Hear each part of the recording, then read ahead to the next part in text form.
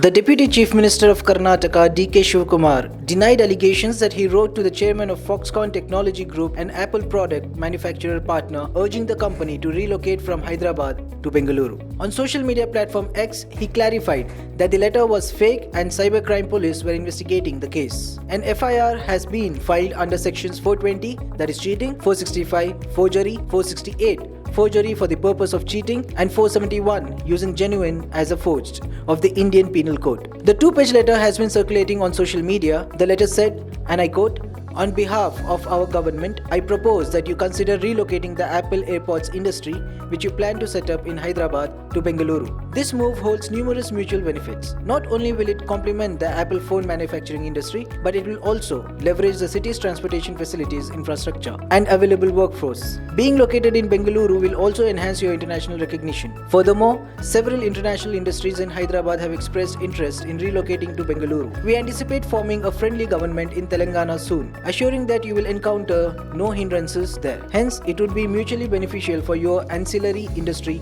to make the move as well." This letter caused a stir in Telangana, where elections are scheduled for later this month. Professor Dasoju Srravan, the spokesperson for BRS, criticized Shivakumar for attempting to lure businesses and investments from Hyderabad to Bengaluru. A recent order to produce Apple's Airpods was obtained by Foxconn, a significant Taiwanese contract manufacturer. An investment exceeding $200 million is planned to be made in constructing a manufacturing facility in Telangana. Honorable Chief Minister of Telangana has accepted the defeat of his party. They have issued a fake certificate. I don't tell that he has issued, but he has commented on it. That was I was told. They have tweeted, they have commented on it. It is a fake letter. My letter has a different caps. My letter has been numbered. My letterhead will not be in green color. It is an ordinary legislative letter which MLAs used to use about some 10-15 years ago. No MLA is using green color letter pad now.